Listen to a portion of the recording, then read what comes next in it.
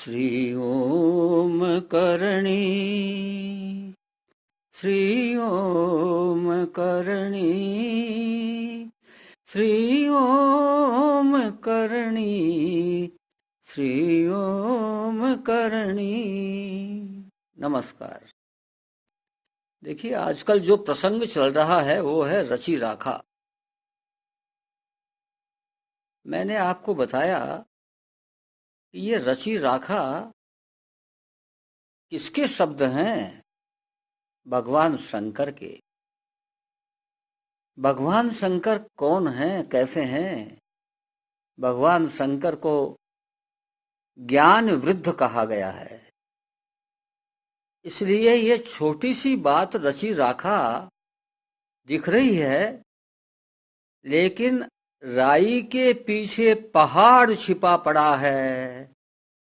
इसको जितना अनफोल्ड करते जाओगे, पहाड़ में हीरे मोती पन्ने पता नहीं क्या क्या खाने भरी पड़ी हैं, वो प्रकट होती चली जाएंगी।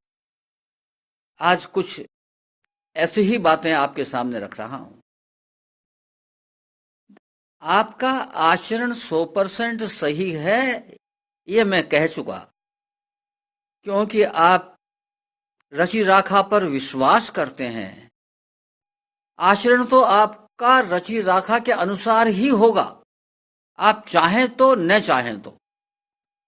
आप विश्वास करते हैं, इसका प्रमाण ये मैंने आपको बताया था कि आप जन्मपत्री बनवाते हैं और रची राखा को जानने के लिए ज्योतिषी के पास जाते हैं। इसका मतलब रची राखा पर आपको विश्वास है।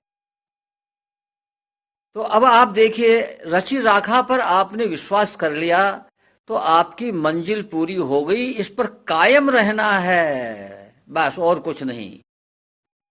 इस पर से डामाडोल नहीं हो जाए।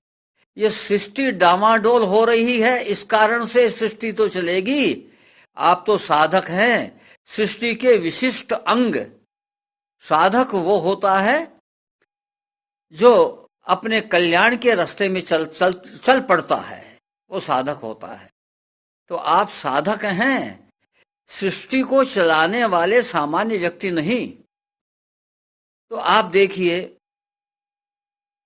जब आपने यह स्वीकार कर लिया, मान लिया और जान लिया कि सब कुछ रची राखा हो रहा है, तो आपका अनसूया यज्ञ सिद्ध हो गया।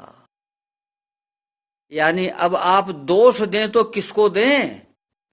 भगवान ही ऐसा कर रहा है तो अब किसको दोष दें? दोष देंगे तो भगवान को ही देंगे, और किसको देंगे भाई? और भगवान को दोष देंगे तो भगवान के दोष लगता नहीं है, इससे कोई फर्क नहीं पड़ने वाला। और दूसरों को दोष देंगे आप तो उसके पाप आपके खाते में आएंगे, और भगवान को दोष देंगे तो उनके पास जो कुछ है वही आपके खाते में आएगा ना। यानी भगवान की भक्ति आपके खाते में आएगी। ये रहस्य की बात है। तो आपका अनसूया यज्ञ सिद्ध हो गया। और जब अनसूया यज्ञ सिद्ध हो गया तो मैं आपको बता चुका हूं, श्रीमद् भगवत गीता के 9वें अध्याय के पहले श्लोक में भगवान की प्रतिज्ञा क्या है? इदं तु ते गुह्यतमं प्रवक्ष्या मन्न सूयवे ज्ञानम विज्ञान सहितम यज्ञात्वा मोक्ष से शुभात।